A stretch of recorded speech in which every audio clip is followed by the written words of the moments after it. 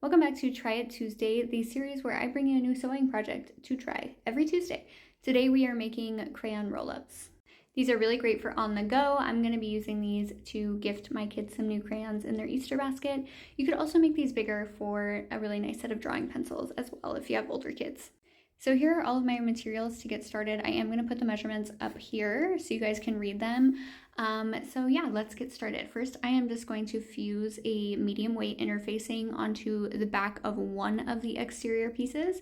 And then I'm going to take my interior piece and fold it in half and press it flat. So here's where we're going to measure the little crayon pouches. So a half an inch away from your edge, you're going to make a mark, and then you're going to do a mark every inch after that. You can use chalk if you want, but I just use a pencil. And then you are going to lay this on your exterior fabric right side up and make sure the raw edges are at the bottom. Then we're going to do an 1/8 of an inch seam all the way around because we want this to be hidden in our final outer seam when we put it all together. So just an 1/8 of an inch to sew it to that exterior fabric, and then you're going to do your lines. So every inch is going down. Make sure you really backstitch at the top because that's going to have a lot of pulling on it when you're taking out the crayons or the pencils, whatever you're using. So make sure you backstitch, and this is what you'll be left with. So we're going to add our elastic, fold it in half, and put it just right above that lining piece. I like to leave a little overhang so I make sure I get it in my stitch.